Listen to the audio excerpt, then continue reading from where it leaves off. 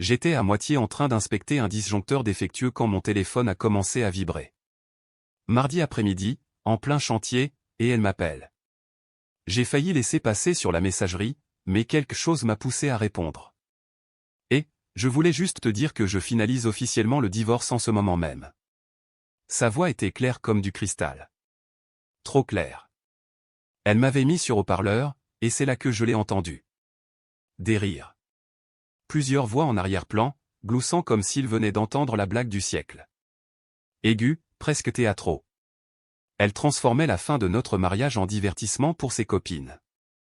J'ai arrêté ce que je faisais. J'ai posé mes outils. Les gars sur le chantier me regardaient, mais je leur ai fait signe que tout allait bien. Vraiment?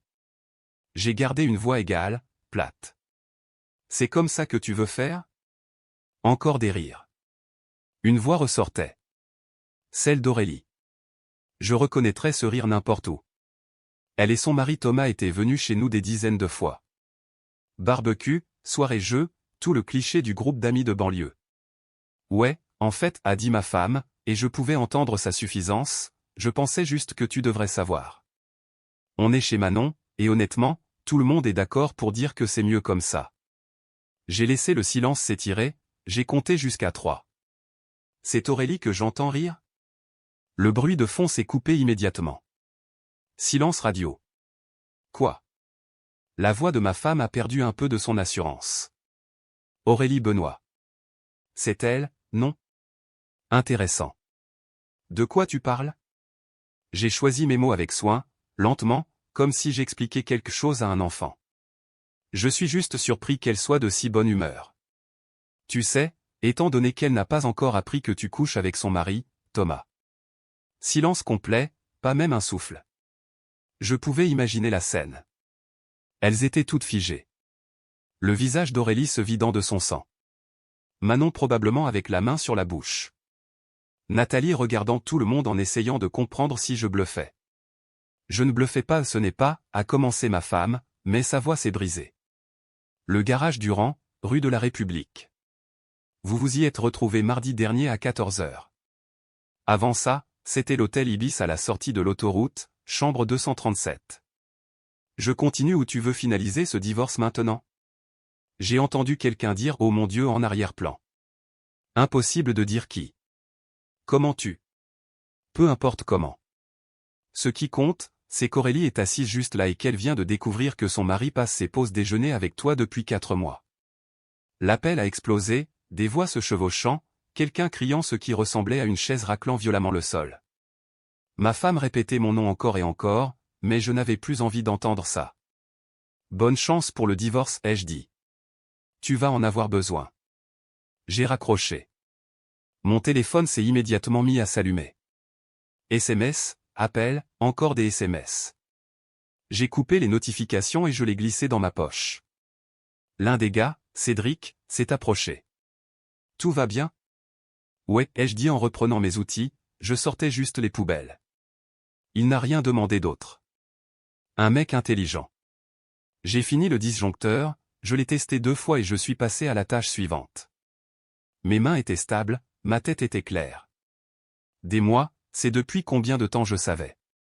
Des mois à la regarder me mentir en face, jouant l'épouse dévouée tout en se faufilant avec quelqu'un qu'on appelait un ami. Des mois à rassembler des preuves, à parler à un avocat, à tout organiser. Elle pensait me prendre au dépourvu avec son coup du haut-parleur. Elle pensait m'humilier devant son petit public. Elle n'avait aucune idée que j'avais 3 coups d'avance tout le temps. Mon téléphone a vibré à nouveau. Cette fois, c'était un numéro que je ne reconnaissais pas. J'ai laissé sonner.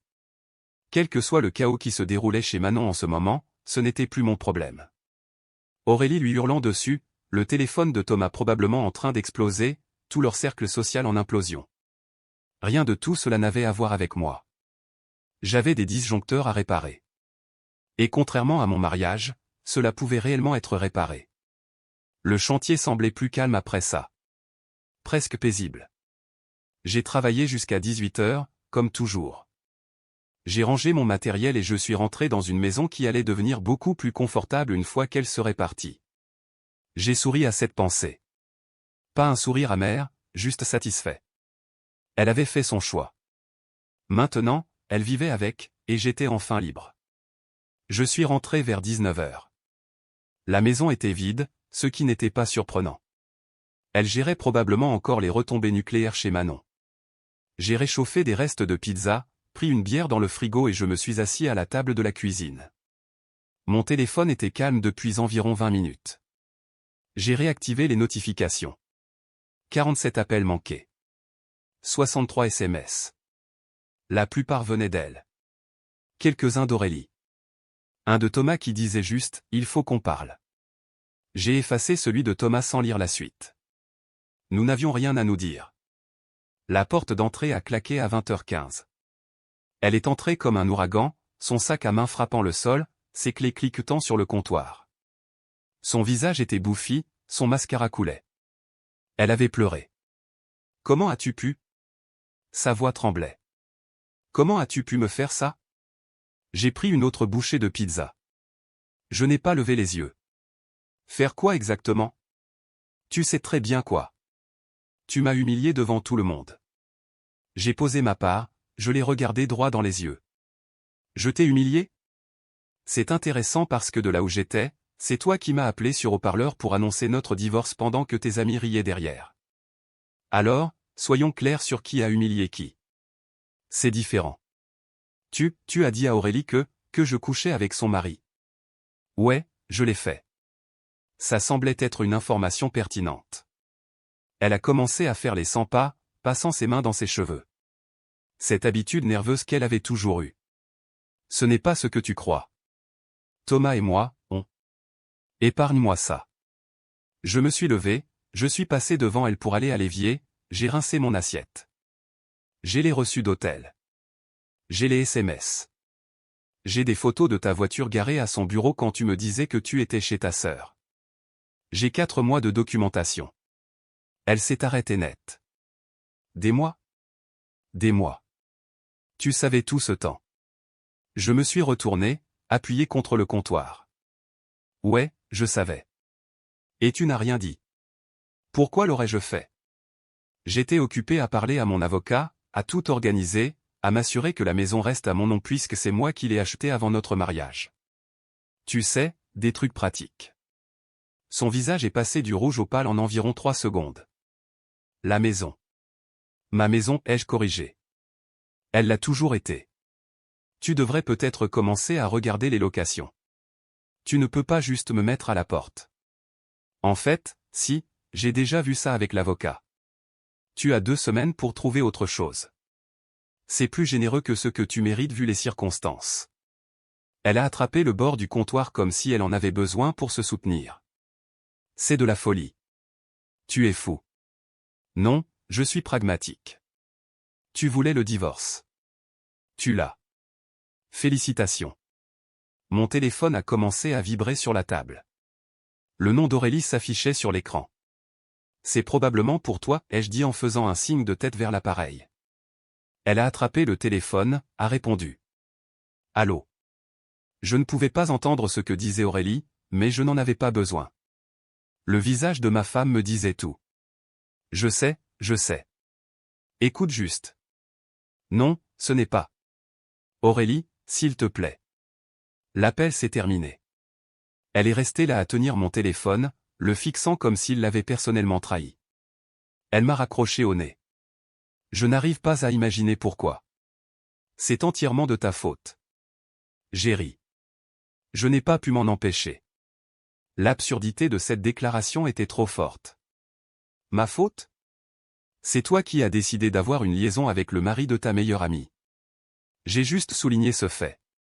Si tu voulais que ça reste secret, peut-être qu'il ne fallait pas m'appeler sur haut-parleur entouré des gens à qui tu mentais.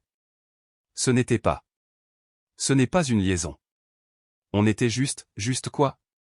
Juste accidentellement dans des chambres d'hôtel ensemble? Juste par coïncidence en train de s'envoyer des textos à 2 heures du matin. Allez. Assume au moins ce que tu as fait. Elle a claqué mon téléphone sur la table. Tu ne comprends pas. Les choses entre nous n'allaient pas bien depuis longtemps. Tu as raison. Ça n'allait pas. C'est pour ça que j'ai commencé à dormir dans la chambre d'amis il y a 3 mois. C'est pour ça que j'ai arrêté de te demander comment s'était passée ta journée. C'est pour ça que j'ai été distant. J'attendais que tu avoues que les papiers du divorce soient prêts. Le premier des deux. Alors, tu as juste abandonné notre couple. Non, tu as abandonné notre couple quand tu as commencé à voir Thomas. J'ai juste arrêté de faire semblant que tout allait bien. Sa combativité l'a quittée. Elle s'est effondrée sur l'une des chaises de la cuisine, la tête dans les mains. Qu'est-ce que je suis censé faire maintenant? Ce n'est plus mon problème. Tout le monde sait. Tout le groupe, Nathalie, Manon, Valérie, elles savent toutes. Ouais, elles savent. Aurélie est probablement en train de le dire à Thomas en ce moment même. Probablement. Elle m'a regardé et pendant une seconde, je me suis presque senti mal. Presque. Puis je me suis souvenu de l'appel sur haut-parleur, des rires, de la suffisance dans sa voix. Tu dois partir, ai-je dit. Va chez Manon ou qui tu veux, mais je veux que tu sois parti ce soir. C'est ma maison aussi. Non, ça ne l'est pas. Et si tu n'es pas parti dans une heure, j'appelle les flics pour te faire sortir. Elle s'est levée si vite que la chaise a raclé en arrière. Tu es incroyable. C'est ce qu'on m'a dit. Elle a attrapé son sac, ses clés, et a foncé vers la porte, s'arrêtant la main sur la poignée. Ce n'est pas fini. Si, ai-je dit, ça l'est. La porte a claqué. Sa voiture a démarré, les pneus ont crissé alors qu'elle sortait de l'allée. Je me suis rassis à la table, j'ai fini ma bière. La maison était calme à nouveau, exactement comme je l'aimais. Le lendemain matin, j'en étais à ma deuxième tasse de café quand quelqu'un a frappé à ma porte. Des coups forts, insistants. J'ai vérifié l'heure. 7h30, trop tôt pour ça. J'ai ouvert la porte pour trouver Aurélie debout, les bras croisés, le visage tendu par la colère. Il faut qu'on parle. Non, on n'a pas besoin. J'ai commencé à fermer la porte. Elle a mis sa main contre. Si, on en a besoin. À propos de mon mari et de ta femme. J'ai soupiré, reculé. Tu as 5 minutes, mais tu restes sur le porche. Elle n'a pas discuté. Femme intelligente. Est-ce que c'est vrai, a-t-elle demandé. Tout ce que tu as dit hier. C'est vraiment vrai? Est-ce que je l'aurais dit si ça ne l'était pas? J'ai besoin de t'entendre le dire. Je me suis appuyé contre le cadre de la porte. Ouais, c'est vrai. Il se voit depuis juillet. Chambre d'hôtel, son bureau après les heures de travail, ce garage auto-rue de la République. J'ai les dates, les heures, les reçus. Tu veux les voir? Sa mâchoire s'est serrée. Depuis combien de temps tu sais? Des mois, à peu près. Et tu n'as pas pensé à me le dire? Ce n'était pas ma place. En plus, je gérais ma propre situation. Mais quand elle m'a appelé sur haut-parleur hier, faisant un spectacle du divorce avec vous tout riant derrière, ça a changé la donne. Aurélie a détourné le regard, fixant quelque chose de l'autre côté de la rue. Je ne riais pas. Pas de toi. Je riais de quelque chose que Manon a dit avant l'appel. Je ne savais même pas qu'elle t'appelait jusqu'à ce qu'elle dise ton nom. Ça n'a plus d'importance maintenant. Thomas a avoué hier soir après que je l'ai confronté. Ça lui a pris environ 10 minutes avant de craquer et de tout avouer. Ça a dû être une conversation sympa. Il loge chez son frère. J'ai changé les serrures ce matin. Bien joué. Au moins quelqu'un dans ce pétrin prenait des mesures. Écoute, ai-je dit. Je suis désolé que tu aies dû la prendre comme ça, mais je ne suis pas désolé de l'avoir dit. Tu méritais de savoir. Elle a hoché la tête lentement. Je sais. C'est juste. Je n'arrive pas à croire qu'elle ferait ça. On est amis depuis 8 ans. Les gens peuvent surprendre. Elle a dit quelque chose après que tu m'aies dit. Elle a essayé de nier, puis a essayé de me blâmer, puis a essayé de trouver des excuses. Le manuel habituel. Aurélie a ri, mais il n'y avait aucun humour là-dedans. Ouais, ça correspond bien. Mon téléphone a vibré. Je l'ai sorti. SMS de Nathalie. On peut parler? Besoin d'entendre ta version des choses. Je l'ai montré à Aurélie. Ton groupe d'amis s'effondre, n'est-ce pas? C'est déjà fait. Manon ne parle à personne. Valérie pose des questions auxquelles personne ne veut répondre. Et Nathalie? Aurélie a secoué la tête. Nathalie dit qu'elle se doutait que quelque chose clochait, mais ne voulait pas causer de drame. Drôle comme ça marche. Qu'est-ce que tu vas faire maintenant, a demandé Aurélie. Finir le divorce. Continuer ma vie. C'est à peu près tout. C'est simple. Elle m'a étudié un instant. Tu es plus calme que je ne le serais. J'ai eu 4 mois pour digérer ça. Tu as eu 12 heures. Donne-toi du temps. Je ne sais pas si je veux me donner du temps. Je veux être en colère. Alors, sois en colère. Ne sois juste pas en colère contre moi. Je ne suis pas celui qui t'a fait ça. Elle a hoché la tête, s'est reculée de la porte. Tu as raison. Désolé d'avoir débarqué comme ça. C'est bon. Tu avais besoin de réponse. Ouais. Elle s'est tournée pour partir, puis s'est arrêtée. Et, pour ce que ça vaut, tu as mieux géré cet appel téléphonique hier que la plupart des gens l'auraient fait. Merci.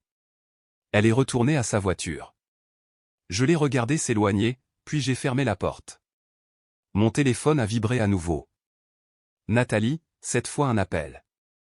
J'ai répondu. Ouais. Salut. J'espère que je ne te dérange pas. Non. Quoi de neuf? Je voulais juste te dire que je suis désolé pour tout, pour hier. De ne pas avoir dit quelque chose plus tôt quand j'ai remarqué que les choses semblaient bizarres entre eux. Ce n'est pas ta responsabilité, ai-je dit en retournant à la cuisine. Tu n'es pas leur gardienne. Je sais, mais quand même. On aurait tous dû le voir. La façon dont ils arrivaient en retard au truc ensemble. Comment ils se portaient volontaires pour aller chercher des provisions ou faire des courses en binôme. C'est évident maintenant. C'est toujours plus clair après coup. Comment tu tiens le coup? Question intéressante. La plupart des gens demanderaient si j'allais bien ou si j'avais besoin de quelque chose. Nathalie demandait comment je fonctionnais. Je vais bien. Mieux que prévu, honnêtement. C'est bien. C'est vraiment bien. Elle a fait une pause. Écoute, je sais que le timing est bizarre, mais je voulais que tu saches que tout le monde dans le groupe ne riait pas hier. Certaines d'entre nous ont trouvé que ce qu'elle faisait était cruel. J'apprécie ça. Si tu as besoin de quoi que ce soit ou si tu veux juste prendre un café avec quelqu'un qui n'est pas impliqué dans tout ce drame, fais-le-moi savoir. Je note. Merci, Nathalie. Après qu'elle ait raccroché, je suis resté assis à réfléchir. Il y a 24 heures, ma femme annonçait notre divorce à un public. Maintenant, ce même public s'était dispersé. Sa liaison était exposée et je recevais des appels de sympathie de ses anciennes amies. C'est drôle comme les choses peuvent basculer vite. Mon téléphone s'est allumé une fois de plus. Cette fois, c'était lui, Thomas. Le message était long, plein d'excuses et d'explications et de demandes de parler d'homme à homme. J'ai tout lu, puis j'ai bloqué son numéro. Quelle que soit la culpabilité qu'il ressentait, quelle que soit la conclusion qu'il cherchait, il pouvait régler ça avec un thérapeute. Je n'étais pas intéressé à le faire se sentir mieux par rapport à ce qu'il avait fait. J'avais mieux à faire de mon temps, comme finir mon café en paix. 3 jours plus tard, j'étais en train de remplacer un luminaire dans le garage quand j'ai entendu une voiture arriver. 2 portières qui claquent, des pas qui approchent. Je n'avais pas besoin de regarder pour savoir qui c'était. Elle est apparue dans l'encadrement de la porte du garage avec son frère Olivier à ses côtés. C'était un grand gars, un M90, travaillait dans le bâtiment. Le genre de personne qu'on amène quand on veut intimider quelqu'un. Mauvaise idée. Il faut qu'on parle, a-t-elle dit. Je suis descendu de l'escabeau, j'ai posé mon tournevis. De quoi? De gérer cette situation comme des adultes, a dit Olivier, les bras croisés. S'entraîner tout le monde dans la boue. Je l'ai regardé, puis je l'ai regardé. Tu as amené ton frère pour me menacer? Personne ne menace personne, a dit Olivier. On pense juste que les choses ont dérapé, et qu'il y a peut-être une meilleure façon de résoudre ça. Intéressant. J'ai essuyé mes mains sur un chiffon. Quelle façon ce serait? Garder ça privé, a-t-elle dit rapidement. Ne pas impliquer tout le monde. Ne pas rendre ça plus gros que ça ne doit l'être. Plus gros que ça ne doit l'être. J'ai répété les mots lentement. Tu veux dire comme m'appeler sur haut-parleur pour annoncer notre divorce pendant que tes copines riaient? Olivier a changé d'appui. Il n'était pas au courant de cette partie. C'était une erreur, a-t-elle dit. J'étais énervé. Je ne pensais pas clairement. Mais ce que tu as fait, le dire à Aurélie comme ça, tout exposé, c'était vindicatif. Non, c'était honnête. Il y a une différence. Écoute, Olivier a fait un pas en avant. Je sais que ma sœur a fait des erreurs. Mais tu n'as pas besoin de la punir en détruisant sa réputation. Je n'ai rien détruit. Elle a fait ça toute seule. J'ai juste arrêté de la couvrir en disant à sa meilleure amie qu'elle couchait avec son mari. La voix d'Olivier s'est durcie. C'est bas. Tu sais ce qui est bas. Je me suis tourné pour lui faire face directement. Coucher avec le mari de son ami pendant 4 mois. Le retrouver dans des hôtels. Mentir à tout le monde autour de soi. Puis avoir le culot de faire un spectacle public de la fin de son mariage. Ça, c'est bas. La mâchoire d'Olivier s'est serrée. Il a regardé sa sœur. Elle ne voulait pas croiser son regard.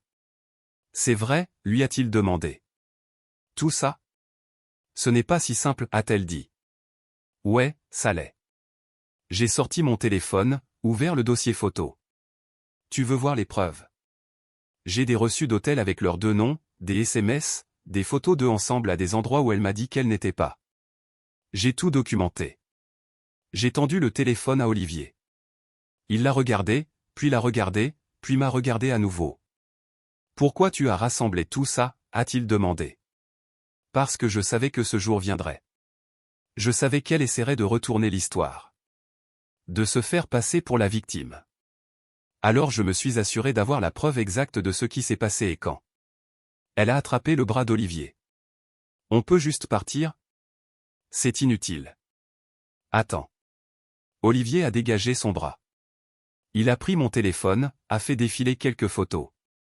Son expression changeait avec chacune d'elles. Bon sang. C'est moche. Ouais, ça l'est. Il m'a rendu le téléphone. Pourquoi tu ne me l'as pas dit? Pourquoi je l'aurais fait? Tu es son frère. Tu prends son parti quoi qu'il arrive. Ce n'est pas. Il s'est arrêté, l'a regardé à nouveau.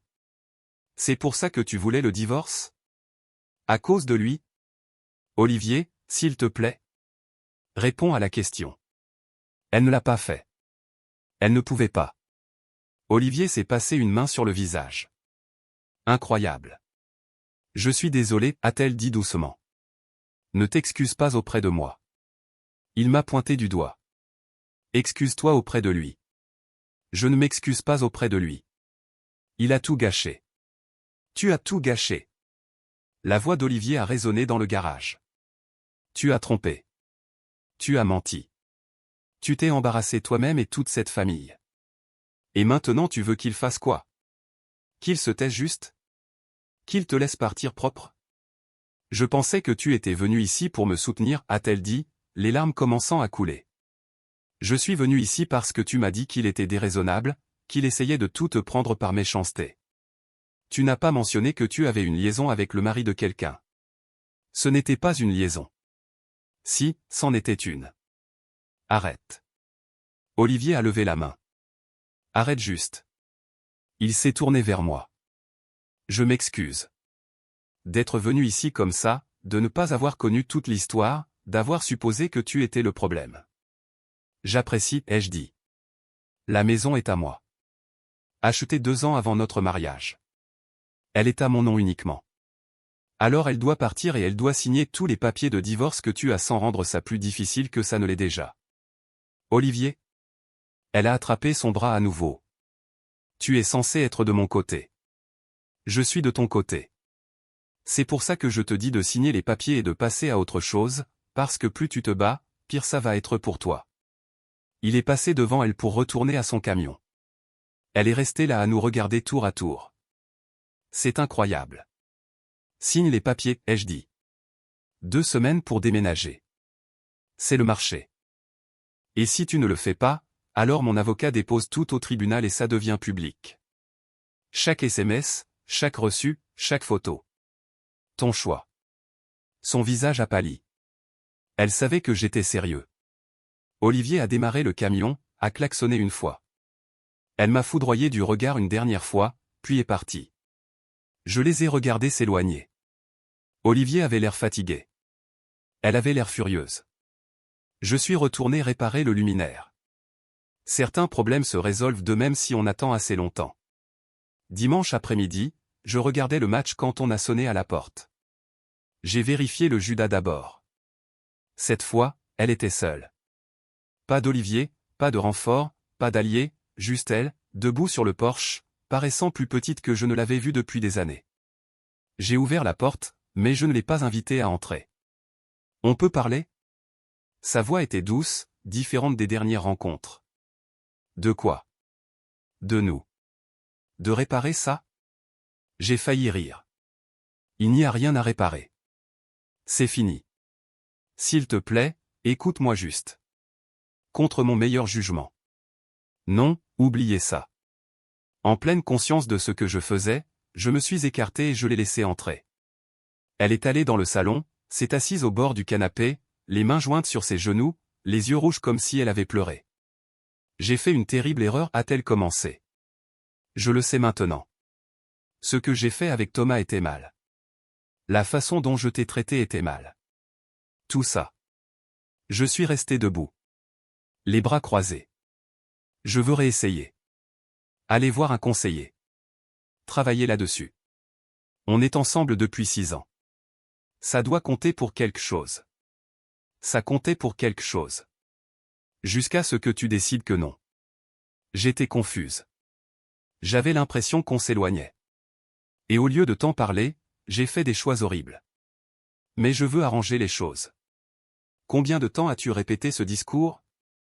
Elle a levé les yeux, surprise. Quoi ? Tout ce numéro de vulnérabilité, la voix douce, les mains jointes, les larmes. Combien de temps as-tu travaillé dessus ? Je suis sincère. Non, tu es stratégique. Il y a une différence. J'ai marché jusqu'à la fenêtre, regardé la rue. Tu es ici parce que ton plan s'est effondré. Aurélie ne te parle plus. Ton groupe d'amis s'est dispersé. Olivier a pris mon parti. Tes parents sont probablement au courant maintenant. Tu es isolé et tu réalises que peut-être brûler ton mariage sur haut-parleur n'était pas le coup de maître que tu pensais. Ce n'est pas juste. Juste ? Je me suis retourné. Tu veux parler de justice ? Parlons des 4 mois que tu as passés à me mentir en face. Les nuits où tu disais que tu travaillais tard alors que tu étais avec lui. Les week-ends où tu prétendais rendre visite à ta sœur. Tu veux que je continue ? Je sais. Je sais que j'ai merdé. Merder, c'est oublier un anniversaire. Merder, c'est dire quelque chose de blessant dans une dispute. Ce que tu as fait, c'était délibéré, calculé. Tu as fait des choix chaque jour pour continuer à me mentir. Elle s'est levée. Alors c'est tout. Tu ne vas même pas envisager d'essayer. Envisager d'essayer quoi ? Aller dans le bureau d'un thérapeute pour que tu puisses jouer les repentis 1 heure par semaine ? Pour que tu puisses dire les bons mots et faire les bons gestes jusqu'à ce que je te pardonne et ensuite quoi ? On revient à la normale et on fait semblant que rien de tout ça n'est arrivé ? On pourrait recommencer à zéro. Je ne veux pas recommencer à zéro. Je veux que ce soit fini. Son expression a changé. La douceur a disparu, remplacée par quelque chose de plus dur. Tu sais quel est ton problème ? Tu es trop fier pour admettre que tu veux que ça marche aussi. Mon problème, c'est que j'ai passé 4 mois à te regarder mentir et à réaliser que j'étais marié à quelqu'un que je ne connaissais pas vraiment. C'est ça mon problème. Alors tu vas juste jeter 6 ans. Tu les as jetés quand tu as commencé à coucher avec Thomas. Je ne fais qu'en prendre acte. Les larmes se sont arrêtées. La voix douce a complètement disparu. Bien. Tu veux être seul ? Sois seul. Mais ne viens pas pleurer vers moi quand tu réaliseras ce que tu as abandonné. Je ne le ferai pas. Elle a attrapé son sac, s'est dirigée vers la porte, s'est arrêtée la main sur la poignée. Tu fais une erreur. J'en ai déjà fait une. Je n'en ferai pas une autre. Elle a tiré la porte, puis a marqué une pause. Les papiers. Ils sont où ? Comptoir de la cuisine. Ils sont là depuis jeudi. Je ne les signe pas. Si, tu vas le faire. Parce que si tu ne le fais pas, tout va au tribunal. Dossier public. Tout le monde dans cette ville saura exactement ce que tu as fait et pourquoi. Ton choix. Sa main s'est serrée sur la poignée de porte. Tu vas vraiment faire ça? Essaie pour voir. On s'est fixé pendant un long moment. Elle a craqué la première, est allée à la cuisine, a attrapé les papiers, les a feuilletés. J'ai entendu sa respiration s'accélérer alors qu'elle lisait. Ça dit que je n'ai rien. Tu gardes tes affaires personnelles et ta voiture. C'est tout. Ce n'est pas. Tu ne peux pas. La maison est à moi. Le compte épargne est à moi. Je peux prouver que tu n'as rien contribué financièrement ni à l'un ni à l'autre. Mon avocat a été très minutieux. C'est vindicatif. C'est juste. Tu voulais sortir. Tu sors. Mais tu n'es pas récompensé pour avoir trompé. Elle a jeté les papiers sur le comptoir. Je vais me battre. Vas-y. Mon avocat est déjà prêt pour ça. J'espère que tu as de l'argent de côté parce que les frais de justice s'accumulent vite. La combativité l'a quitté à nouveau. Elle a ramassé les papiers, les a fixés comme s'ils étaient une condamnation à mort. J'ai besoin de temps pour réfléchir. Tu as jusqu'à mardi. Après ça, on dépose le dossier et tout devient public. Elle a hoché la tête lentement, a marché vers la porte. Cette fois, elle ne s'est pas arrêtée. N'a rien dit d'autre. Elle est juste partie. J'ai verrouillé la porte derrière elle. Je suis retourné au salon. Le match était dans le dernier quart-temps. J'avais raté la majeure partie. Peu importait. J'avais vu assez de drames pour la journée. J'ai pris une autre bière dans le frigo et je me suis réinstallé dans mon fauteuil. La maison était calme, paisible, exactement comme je le voulais. 3 mois plus tard, j'étais debout dans mon jardin, une bière à la main, regardant Hervé retourner des burgers sur le barbecue. « Tu veux du fromage sur le tien ?» a-t-il demandé. « Ouais, merci. » Guillaume était assis dans l'une des chaises de jardin, faisant défiler son téléphone. « Ça dit qu'il y a une tempête qui arrive demain.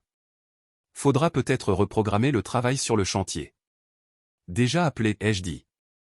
On repousse à mercredi. Malin. Cédric est arrivé avec une glacière, l'a posée près du barbecue. J'ai apporté de la bonne cam cette fois. Pas cette bière bon marché de la semaine dernière. Hervé a ri. C'était ta bière. Exactement. J'ai retenu la leçon.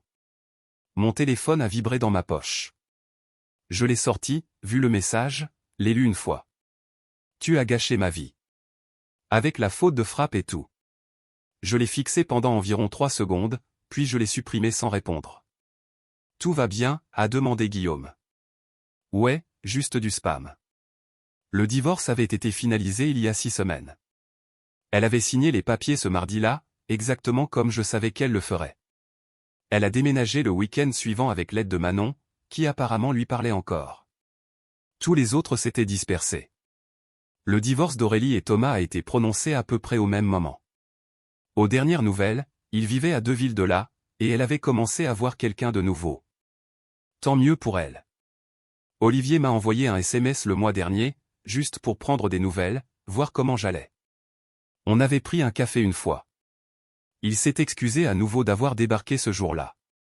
Je lui ai dit de ne pas s'en faire. C'était un type bien qui avait reçu de mauvaises informations. Ça arrive aux meilleurs d'entre nous. Nathalie m'a invité à un dîner il y a quelques semaines. J'y suis allé, j'ai rencontré de nouvelles personnes, eu des conversations sympas. Elle avait complètement coupé les ponts avec mon ex. Elle disait qu'elle ne pouvait pas être amie avec quelqu'un qui mentait aussi effrontément. J'ai apprécié la loyauté même si ce n'était pas nécessaire. Alors, a dit Cédric en prenant une bière dans la glacière. Tu vois quelqu'un? Non. Même pas intéressé. Pas particulièrement. Je suis bien où je suis. Hervé a apporté une assiette avec mon burger. L'homme dit la vérité. Pourquoi se précipiter dans quelque chose? Exactement. J'ai pris une bouchée. Température parfaite. Bien grillé à l'extérieur. C'est excellent, au fait. Le secret est dans l'assaisonnement. On a mangé et parlé de choses sans importance. De boulot. De sport. De la bataille continue de Guillaume avec son voisin pour une histoire de clôture. Conversation normale, pas de drame, pas d'agenda caché, pas de mensonge. C'était à ça que ressemblait la paix. Le soleil a commencé à se coucher vers 19 heures. Orange et rose s'étiraient à travers le ciel. La température baissait juste assez pour être confortable. Mon téléphone est resté calme. Plus de messages d'elle. Plus de tentatives pour renouer ou argumenter ou négocier. Elle avait enfin accepté qu'on avait fini. Tu regrettes parfois, a demandé Guillaume soudainement. La façon dont ça s'est fini? J'y ai pensé, j'ai sincèrement considéré la question. Non, elle a fait ses choix. J'ai fait les miens. J'aurais pu faire traîner, rendre ça plus bordélique, mais qu'est-ce que ça aurait accompli? Quand même, 6 ans c'est long. C'est vrai, mais je préfère avoir 6 ans et une coupure nette que 20 ans à me demander si elle me ment. Hervé a levé sa bière. Impossible de contredire cette logique. Cédric et Guillaume ont levé les leurs aussi. J'ai trinqué avec eux tous, pris une longue gorgée. Mon téléphone a vibré une dernière fois. J'ai failli l'ignorer, puis j'ai vérifié juste au cas où c'était le boulot. C'était Nathalie. J'organise un petit truc samedi prochain. Tu devrais venir. J'amène quelqu'un avec qui je pense que tu t'entendrais bien. J'ai souri, tapé en réponse. Je vais y réfléchir. J'ai rangé le téléphone. Peut-être que j'irai, peut-être pas. Dans tous les cas, j'étais bien. La maison était à moi. La vie était à moi. La paix était à moi. Elle avait voulu le divorce. Elle l'avait eu. Et j'avais eu exactement ce dont j'avais besoin. Hervé a commencé à raconter une histoire sur un désastre de chantier impliquant une échelle cassée et un client très en colère. Cédric riait avant même qu'il n'arrive à la chute. Guillaume secouait la tête en sachant déjà comment cette histoire finissait. Je me suis penché en arrière dans ma chaise, j'ai regardé le ciel qui s'assombrissait, et j'ai ressenti quelque chose que je n'avais pas ressenti depuis longtemps. Le contentement, pas de colère, pas d'amertume, pas de regret. Juste une satisfaction tranquille d'avoir tout géré de la bonne façon. Avoir tenu bon. Ne pas avoir compromis ma dignité et être sorti de l'autre côté en étant meilleur. La conversation continuait autour de moi. Des amis, de la bonne bouffe,